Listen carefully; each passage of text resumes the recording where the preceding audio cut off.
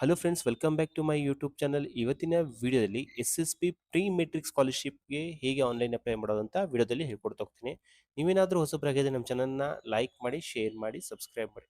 ಫಸ್ಟಿಗೆ pre matric scholarship ಅಂತಂದರೆ 1ನೇ ಕ್ಲಾಸಿಂದ ಏನು 10ನೇ ಕ್ಲಾಸ್ ತನಕ ಓದ್ತಿರಲ್ಲ ಅದನ್ನು ಪ್ರೀ ಮೆಟ್ರಿಕ್ ಅಂತ ಹೋಗ್ತೀವಿ. ಈಗ ಪ್ರೀ ಮೆಟ್ರಿಕ್ ಸ್ಕಾಲರ್ಶಿಪ್ಗೆ ಹೇಗೆ ಆನ್ಲೈನ್ ಅಪ್ಲೈ ಮಾಡೋದು ಅಂತ ಹೇಳ್ಕೊಡ್ತಾ ಹೋಗ್ತೀನಿ. ಇಲ್ಲಿ ಫಸ್ಟ್ಗೆ ನಿಮ್ಮ ಪ್ರೀ ಮೆಟ್ರಿಕ್ ಸ್ಕಾಲರ್ಶಿಪ್ಗೆ ಏನು ಅಪ್ಲೈ ಮಾಡ್ಬೇಕಂತಂದ್ರೆ ನಿಮ್ಮ ವಿದ್ಯಾರ್ಥಿಯ ಸ್ಟ್ಯಾಟ್ಸ್ ನಂಬರ್ನ ಇರಬೇಕಾಗತ್ತೆ. ಇಲ್ಲಿ ಮೊಬೈಲ್ ನಂಬರ್ ಇರಬೇಕಾಗತ್ತೆ. ವಿದ್ಯಾರ್ಥಿಯ ಇನ್ಕಮ್ ಸರ್ಟಿಫಿಕೇಟ್ ಇರಬೇಕಾಗತ್ತೆ. ಅದರಲ್ಲಿ ಇನ್ಕಮ್ ಸರ್ಟಿಫಿಕೇಟು SC ST ಕೇಸಲ್ಲಿ ಇನ್ಕಮ್ ಸರ್ಟಿಫಿಕೇಟ್ ಬೇರೆ ಬೇರೆ, ಕ್ಯಾಸ್ಟ್ ಸರ್ಟಿಫಿಕೇಟ್ ಎರಡು ಬೇರೆ ಬೇರೆ ಇರುತ್ತೆ. ಅದೇ OBC ಕೇಸಲ್ಲಿ ಕ್ಯಾಶ್ ಟು ಇನ್ಕಮ್ ಎರಡು ಒಂದೇ ಇರುತ್ತೆ. ಇವಿಷ್ಟಿದ್ರೆ ಸಾಕು, ನೀವು ಆನ್ಲೈನ್ ಅಪ್ಲಿಕೇಶನ್ನ ಹಾಕ್ಬೋದು. ಈ ವೆಬ್ಸೈಟ್ ಲಿಂಕ್ನ ನಾನು ವಿಡಿಯೋ ಡಿಸ್ಕ್ರಿಪ್ಷನ್ ಕೊಟ್ಟಿರ್ತೀನಿ. ಆ ಲಿಂಕ್ ಮೇಲೆ ಕ್ಲಿಕ್ ಮಾಡೋ ಮುಖಾಂತರ ನೀವು SSP ಪ್ರೀ ಮೆಟ್ರಿಕ್ ಸ್ಕಾಲರ್ಶಿಪ್ಗೆ ಆನ್ಲೈನ್ ಅಪ್ಲೈ ಮಾಡ್ಬೋದು. ಇಲ್ಲಿ ನೋಡ್ರಿ, 2025-26ನೇ ಸಾಲಿ ಮೆಟ್ರಿಕ್ ಪೂರ್ವ ವಿದ್ಯಾರ್ಥಿ ವೇತನಕ್ಕೆ ಅರ್ಜಿ ಸಲ್ಲಿಸಲು ಇಲ್ಲಿ ಕ್ಲಿಕ್ ಮಾಡಿ ಅಂತ ಇದೆ. ನೀವು SSP ID ಇತ್ತಂತಂದ್ರೆ, ನೀವು ಹೋದ ವರ್ಷದಲ್ಲಿ ಏನಾದರೂ ಸ್ಕಾಲರ್ಶಿಪ್ ಹಾಕಿದ್ರೆ ನಿಮ್ಮ ಹತ್ರ SSP ID ಇರುತ್ತೆ. ಹಾಗಾಗಿ ನೀವು SSP ID ನ ಹೊಸದಾಗಿ ಮಾಡುವಂಥದ್ದು ಅವಶ್ಯಕತೆ ಇರೋದಿಲ್ಲ. ಇನ್ ಕೇಸ್ ಇಲ್ಲ ಅಂತಂದ್ರೆ, ಮೆಟ್ರಿಕ್ ಆದ್ರೆ ಇರಲಿ, ಮೆಟ್ರಿಕ್ ಆದ್ರೆ ಆಗಿರಲಿ, ಅಥವಾ ಪೋಸ್ಟ್ ಮೆಟ್ರಿಕ್ ಆಗಿರಲಿ, ಅವರು ಇಲ್ಲ ಅಂತಂದ್ರೆ ನೀವು SSP ID ನ ಮಾಡ್ಕೋಬೇಕಾಗತ್ತೆ. ಇಲ್ಲಿ ಏನಿಲ್ಲ, ಹೊಸ ಖಾತೆಯನ್ನು ಸೃಜಿಸಲು ಇಲ್ಲಿ ಕ್ಲಿಕ್ ಮಾಡಿ ಅಂತಿದೆ. ಇದ್ರ ಮೇಲೆ ಕ್ಲಿಕ್ ಮಾಡ್ಬೇಕಾಗತ್ತೆ. ಇಲ್ಲಿ ಕ್ಲಿಕ್ ಮಾಡಿದಾಗ ಇಲ್ಲಿ ನೋಡ್ರಿ, ಇಲ್ಲಿ ಆಧಾರ್ ನಂಬರ್ನ ಟೈಪ್ ಮಾಡ್ಬೇಕಾಗತ್ತೆ. ಇಲ್ಲಿ ಕ್ಲಿಕ್ ಟು ಇನ್ ಕೇಸ್ ನೀವು SSP ID ಇತ್ತಂತಂದ್ರೆ ಇಲ್ಲಿ ನೋಡ್ರಿ, you have already registered your SSP ID is ಅಂತ ಬರ್ತಾಗುತ್ತೆ. ಮೊಬೈಲ್ ನಂಬರ್ ಯಾವುದು ಅಂತ ಬರ್ತಾಗುತ್ತೆ. ಇನ್ ಕೇಸ್ ಇಲ್ಲ ಅಂತಂದ್ರೆ ನೀವೇನಂತಂದ್ರೆ ಆಧಾರ್ ನಂಬರ್ ಹಾಕಿದಾಗ ಇಲ್ಲಿ ಆಧಾರ್ ನಂಬರ್ ಪ್ರಕಾರ ಹೆಸರನ್ನ ಟೈಪ್ ಮಾಡಬೇಕು. ಆಧಾರ್ ನಂಬರ್ ಪ್ರಕಾರ ಹೆಸರನ್ನ ಟೈಪ್ ಮಾಡಬೇಕು, ಆಧಾರ್ ನಂಬರ್ನ ಟೈಪ್ ಮಾಡಬೇಕು. ಇಲ್ಲಿ ಐ ಅಗ್ರಿ ಅಂತ ಚೆಕ್ ಬಾಕ್ಸ್ ಮೇಲೆ ಹಾಕಿ ಇಲ್ಲಿ ಸಬ್ಮಿಟ್ ಅಂತ ಕೊಡಬೇಕಾಗತ್ತೆ. ಈ ಸಬ್ಮಿಟ್ ಕೊಟ್ಟಾಗ OTP ಬರ್ತಾ ಹೋಗುತ್ತೆ. ಇಲ್ಲಿ ನೋಡ್ರಿ, ಈ ಜೆಂಡರ್ ಯಾವುದು ನಿಮ್ದು, ಇಮೇಲ್ ID ಯಾವುದು, ಮೊಬೈಲ್ ನಂಬರ್ನ ಯಾವುದು ಅಂತಂದು ಇಲ್ಲಿ ಟೈಪ್ ಮಾಡಬೇಕಾಗತ್ತೆ. ಇಲ್ಲಿ ನೀವು ಟೈಪ್ ಮಾಡಿದಾಗ ಇಲ್ಲಿ OTP ಬರುತ್ತೆ ಒಂದು ಮೊಬೈಲ್ ನಂಬರಿಗೆ. ಅದನ್ನ ಸಬ್ಮಿಟ್ ಮಾಡಿದ್ರೆ ಇಲ್ಲಿ ಏನಂತಂದ್ರೆ ನಿಮ್ಮ ಒಂದು ಅಲ್ಫಾ ನ್ಯೂಮರಿಕ್ ಪಾಸ್ವರ್ಡ್ನ ಸೆಟ್ ಮಾಡಬೇಕಾಗತ್ತೆ. ಇಲ್ಲಿ ಈ ಪಾಸ್ವರ್ಡ್ನ ಒಂದು ನ್ಯೂ ಪಾಸ್ವರ್ಡ್ನ ಒಂದ್ಸತಿ ಟೈಪ್ ಮಾಡಬೇಕು, ಕನ್ಫರ್ಮ್ ಪಾಸ್ವರ್ಡ್ನ ಒಂದ್ಸತಿ ಟೈಪ್ ಮಾಡಿ ಸಬ್ಮಿಟ್ ಕೊಟ್ಟರೆ ಇಲ್ಲಿ ಏನಂತಂದ್ರೆ ನಿಮ್ಮ SSP ID ಹೊಸದಾಗಿ ಕ್ರಿಯೇಟ್ ಆಗಿರುತ್ತೆ. ನಿಮಗೆ SSP ID ಗೊತ್ತಿತ್ತಂತಂದ್ರೆ ಇಲ್ಲಿ ಇದ್ರ ಮೇಲೆ ಕ್ಲಿಕ್ ಮಾಡಿ. SSP ID ಆಲ್ರೆಡಿ ಇದೆ ಅಂತಂದ್ರೆ ನೀವು ಇದ್ರ ಮೇಲೆ ಕ್ಲಿಕ್ ಮಾಡ್ಬೇಕಾಗತ್ತೆ. ಇಲ್ಲಿ ಕ್ಲಿಕ್ ಮಾಡಿದಾಗ ಈ ತರ ಬರ್ತಾ ಹೋಗುತ್ತೆ. ನಿಮ್ಮ SSP ID ನ ಟೈಪ್ ಮಾಡಬೇಕು. ಇಲ್ಲಿ ಅಲ್ಫಾ ನ್ಯೂಮರಿಕ್ ಪಾಸ್ವರ್ಡ್ನ ಟೈಪ್ ಮಾಡಬೇಕಾಗತ್ತೆ. ಇಲ್ಲಿ ಕ್ಯಾಪ್ಚಾ ಏನಿದೆನೋ ಅದನ್ನ ಟೈಪ್ ಮಾಡಿ ಸ್ಟೂಡೆಂಟ್ ಲಾಗಿನ್ ಅಂತ ಕೊಡಬೇಕಾಗುತ್ತೆ. ಇಲ್ಲಿ ನೀವು SSP ಪೋರ್ಟಲ್ಗೆ ಲಾಗಿನ್ ಆಗ್ತಾ ಹೋಗ್ತೀರಾ. SSP ಪೋರ್ಟಲ್ಗೆ ಲಾಗಿನ್ ಆದಾಗ ಫಸ್ಟ್ಗೆ ನೀವು KYC ಮಾಡಬೇಕಾಗತ್ತೆ. KYC ಅಂತ ಇಲ್ಲಿ ಈ ಹೋಮ್ ಪೇಜಿಗೆ ಲಾಗಿನ್ ಆದಾಗ ಈ ತರ ಇಂಟರ್ಫೇಸ್ ತೋರಿಸ್ತಾ ಹೋಗುತ್ತೆ. KYC ಅಂತ ಕ್ಲಿಕ್ ಮಾಡಿ, ಕ್ಲಿಕ್ ಫಾರ್ KYC ಅಂತ ಕೊಟ್ರೆ ಇಲ್ಲಿ ಏನಂತಂದ್ರೆ ನಿಮ್ಮ ಆಧಾರ್ ನಂಬರ್ನ ಟೈಪ್ ಮಾಡಬೇಕಾಗತ್ತೆ. ಆಧಾರ್ ನಂಬರ್ನ ಟೈಪ್ ಮಾಡಿ ಈ ಚೆಕ್ ಬಾಕ್ಸ್ ಮೇಲೆ ಟಿಕ್ ಮಾಡಿ OTP ಅಂತ ಕೊಟ್ರೆ ಇಲ್ಲಿ OTP ಬರ್ತಾ ಹೋಗುತ್ತೆ. ನೀವು OTP ಎಂಟ್ರಿ ಮಾಡಿದಾಗ ಈ ತರ ತೋರಿಸ್ತಾ ಹೋಗುತ್ತೆ. ಇಲ್ಲಿ ನಿಮ್ಮ KYC ಕಂಪ್ಲೀಟ್ ಆಗ್ತಾ ಹೋಗುತ್ತೆ. ಈ ನೀವು SC ST ನೋರಿದ್ರೆ ನೀವು ವರ್ಷ ಸ್ಕಾಲರ್ಶಿಪ್ಗೆ ಆನ್ಲೈನ್ ಅಪ್ಲೈ ಮಾಡೋದು ಬೇಡ. ನೀವು OBC ಕ್ಯಾಟಗರಿ ಇರುತ್ತೆ ಏನಂತಂದ್ರೆ ನೀವು ವರ್ಷ ಅಪ್ಲೈ ಮಾಡ್ಬೇಕಾಗುತ್ತೆ. ಇಲ್ಲಿ ನೋಡ್ರಿ, you are considered as a renewal student, hence you need not to scholarship. ಇದು ಯಾರಿಗೆ ತೋರಿಸ್ತಾ ಹೋಗುತ್ತೆ ಅಂತಂದ್ರೆ SC ST ಕ್ಯಾಂಡಿಡೇಟ್ಸ್ ಇತ್ತಂದ್ರೆ ಅವರು PWD ಕ್ಯಾಂಡಿಡೇಟ್ಸ್ ಇದ್ರೆ ಅವರಿಗೆ ಯಾವುದೇ ತರ ಅಪ್ಲಿಕೇಶನ್ ಹೊಸದಾಗಿ ಹಾಕೋದು ಬೇಡ. ಹಾಗಾಗಿ ಈ ತರ ಅವ್ರು ಬರೀ KYC ಮಾಡಿದ್ರೆ ಸಾಕು, ಅಲ್ಲಿಗೆ ಅಪ್ಲಿಕೇಶನ್ ಪ್ರೊಸೆಸ್ ಆಗ್ಬಿಡುತ್ತೆ.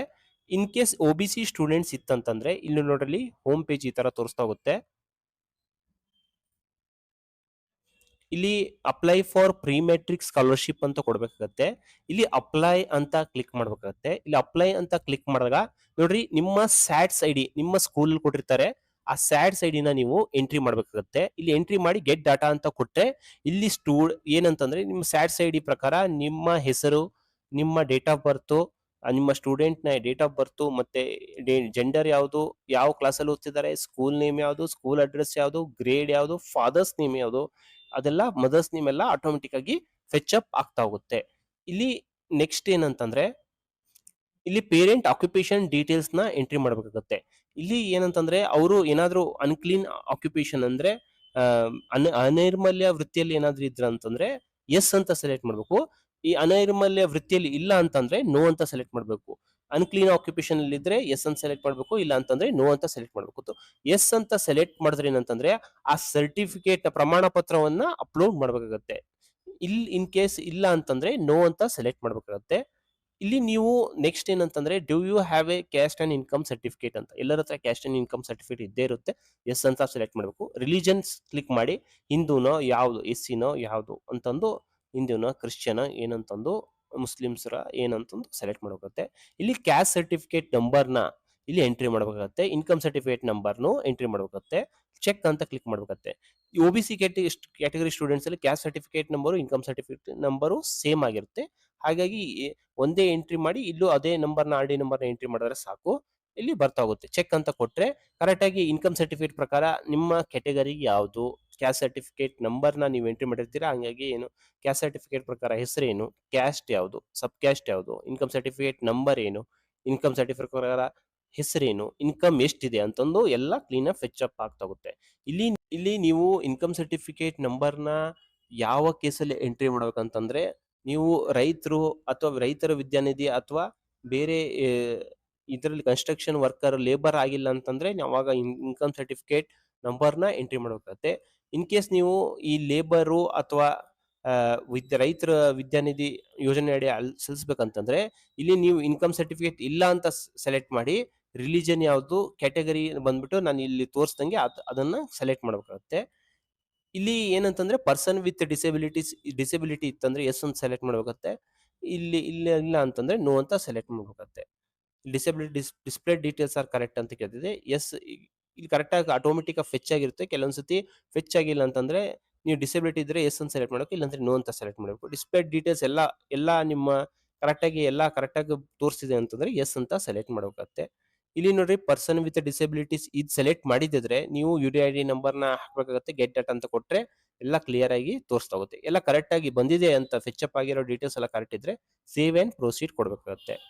ಇಲ್ಲಿ ನೋಡ್ರಿ, ಇಲ್ಲ ಇಲ್ಲಿ ತೋರಿಸ್ತಾ ಹೋಗುತ್ತೆ, ನೀವೆಲ್ಲ ಕರೆಕ್ಟ್ ಇದ್ರೆ ಓಕೆ ಅಂತ ಕೊಡಬೇಕಾಗುತ್ತೆ. ನೆಕ್ಸ್ಟ್ ಏನಂತಂದ್ರೆ ಇಲ್ಲಿ ಪರ್ಸನಲ್ ಡೀಟೇಲ್ಸ್ನೆಲ್ಲ ಎಂಟ್ರಿ ಮಾಡ್ಕೊಂತ ಹೋಗ್ಬೇಕಾಗತ್ತೆ. ಸ್ಟೂಡೆಂಟ್ ನೇಮ್ನ, ಸ್ಟೂಡೆಂಟ್ ಮೇಲ್ ಅಂತಂದು ಆಟೋಮೆಟಿಕ್ ಮೊಬೈಲ್ ನಂಬರ್ನ ಎಂಟ್ರಿ ಮಾಡಬೇಕು, ಇಮೇಲ್ನ ಎಂಟ್ರಿ ಮಾಡಬೇಕು, ಡಿಸ್ಟ್ರಿಕ್ಟ್ ಯಾವುದು, ತಾಲೂಕ್ ಯಾವುದು, ಅಸೆಂಬ್ಲಿ ಕಾನ್ಸ್ಟಿಟ್ಯೂನ್ಸಿ ಯಾವುದು, ಪಿನ್ ಕೋಡ್ ಯಾವುದು, ಪರ್ಮನೆಂಟ್ ಅಡ್ರೆಸ್ನ ಟೈಪ್ ಮಾಡಬೇಕಾಗುತ್ತೆ. ನೀವು ಡೊಮಿಸೈಲ್ ಆಫ್ ಕರ್ನಾಟಕ ಇದ್ರೆ, ನೀವು ಕರ್ನಾಟಕ ನಿವಾಸಿ ಆಗಿದ್ರೆ ಮಾತ್ರ ಅಪ್ಲೈ ಮಾಡಕ್ ಬರುತ್ತೆ. ಹಾಗಾಗಿ ಎಸ್ ಅಂತಾನೆ ಸೆಲೆಕ್ಟ್ ಮಾಡಬೇಕು. ಡಿಸ್ಪ್ಲೇ ಡೀಟೇಲ್ಸ್ ಎಲ್ಲ ಕರೆಕ್ಟ್ ಆಗಿತ್ತಂದ್ರೆ ಎಸ್ ಅಂತ ಸೆಲೆಕ್ಟ್ ಮಾಡಿ ಸೇವ್ ಅಂಡ್ ಪ್ರೊಸೀಡ್ ಕೊಡಬೇಕಾಗುತ್ತೆ. ಇಲ್ಲಿ ನೆಕ್ಸ್ಟ್ ಸ್ಟೆಪ್ ಅಲ್ಲಿ ನೋಡ್ರಿ, ಹಾಸ್ಟೆಲ್ ಡೀಟೇಲ್ಸ್ ನ ಅಪ್ಲೈ ಅಂತ ಕ್ಲಿಕ್ ಮಾಡಿದ್ರೆ ನೀವು ಹಾಸ್ಟೆಲ್ ನಲ್ಲಿ are you a day scholar ಅಂತ ಕೇಳ್ತಿದೆ. ನೀವು ಡೇ ಸ್ಕಾಲರ್ ಅಂತಂದ್ರೆ ನೀವು ಯಾವ ಹಾಸ್ಟೆಲ್ ನಲ್ಲಿ ಇರ್ತಿಲ್ಲ, ಮನೆಯಿಂದಾನೇ ಡೈರೆಕ್ಟ್ ಸ್ಕೂಲಿಗೆ ಹೋಗಿ ಬರ್ತಿದ್ದೀರಾ ಅಂತಂದು. ಇಲ್ಲಿ ಹಾಸ್ಟೆಲ್ ನಲ್ಲಿ ಇದ್ರೆ ನೋ ಅಂತ ಸೆಲೆಕ್ಟ್ ಮಾಡಿ ಸೇವ್ ಅಂತ ಕೊಡ್ಬೇಕಾಗತ್ತೆ. ಇಲ್ಲಿ ಡೇ ಸ್ಕಾಲರ್ ಇದ್ರೆ ಎಸ್ ಅಂತ ಸೆಲೆಕ್ಟ್ ಮಾಡ್ಬೇಕಾಗತ್ತೆ. ಇಲ್ಲಿ ನೆಕ್ಸ್ಟ್ ಸ್ಟೆಪ್ ಅಲ್ಲಿ ಏನಲ್ಲ, ಅಪ್ಲೈ ಅಂತ ಕೊಟ್ಟಾಗ ಇಲ್ಲಿ ಏನಲ್ಲ, ನೀವು ಇಲ್ಲಿ ನಿಮ್ ಪ್ರಿವ್ಯೂ ಬರ್ತಾ ಹೋಗುತ್ತೆ, ಎಲ್ಲ ತುಂಬಿರ್ತಕ್ಕಂಥ ಡಾಟಾ ಎಲ್ಲ ಕರೆಕ್ಟ್ ಇದೆನಾ ಇಲ್ಲ ಅಂತಂದ್ರೆ student ID, student name, father's name, SATS ID, caste certificate details, income certificate details, day scholar ಇದ್ರೆ ಡೇ ಸ್ಕಾಲರು, ಡೊಮಿಸೈಲ್ ಯಾವುದು ಅಂತಂದು ಎಲ್ಲ, ಸ್ಕೂಲ್ ನೇಮು, ಅಕಾಡೆಮಿಕ್ ಇಯರ್ ಯಾವುದು ಅಂತಂದೆಲ್ಲ ಬರ್ತಾ ಹೋಗುತ್ತೆ. ಚೆಕ್ ಬಾಕ್ಸ್ ಮೇಲೆ ಟಿಕ್ ಮಾಡಿ ಸಬ್ಮಿಟ್ ಅಂತ ಕೊಡ್ಬೇಕಾಗತ್ತೆ. ಈ ತರ ನೀವು SSP ಇಲ್ಲಿ ಸ್ಕಾಲರ್ಶಿಪ್ನ ಸಬ್ಮಿಟ್ ಮಾಡ್ಬೋದು. ಇನ್ ಕೇಸ್ ನೀವು ಅಕ್ನಾಲೇಜ್ಮೆಂಟ್ ಬಂದಿಲ್ಲ ಅಂತಂದ್ರೆ ಇಲ್ಲಿ ಪ್ರಿಂಟ್ ಅಕ್ನಾಲೇಜ್ಮೆಂಟ್ ಅಂತ ಹೋಮ್ ಪೇಜಲ್ಲಿ ಹೋದ್ರೆ ಮತ್ತೆ ಬರ್ತಾ ಹೋಗುತ್ತೆ, ಅದನ್ನ ಪ್ರಿಂಟ್ ಮಾಡ್ಬೋದು. ಇಲ್ಲಿ ನೋಡ್ರಿ, ನೀವು SSP ಸ್ಕಾಲರ್ಶಿಪ್ ಬರ್ಬೇಕಂತಂದ್ರೆ ನೀವು ನಿಮ್ಮ ಬ್ಯಾಂಕ್ ಅಕೌಂಟ್, ಆ ಮಗುವಿನ ಬ್ಯಾಂಕ್ ಅಕೌಂಟ್ ಇರುತ್ತಲ್ಲ ಆ ಅಕೌಂಟಿಗೆ ಆಧಾರ್ ಸೀಡಿಂಗ್ ಕಡ್ಡಾಯವಾಗಿ ಮಾಡಿಸಿರ್ಬೇಕಾಗತ್ತೆ. ಅವಾಗ ಮಾತ್ರ ನಿಮಗೆ SSP ಸ್ಕಾಲರ್ಶಿಪ್ ಬರುತ್ತೆ. ಈ ವಿಡಿಯೋ ನಿಮ್ಗೆ ಇಷ್ಟವಾದಲ್ಲಿ ನಮ್ಮ ಚಾನಲ್ನ ಲೈಕ್ ಮಾಡಿ, ಶೇರ್ ಮಾಡಿ, ಸಬ್ಸ್ಕ್ರೈಬ್ ಮಾಡಿ. Thank you.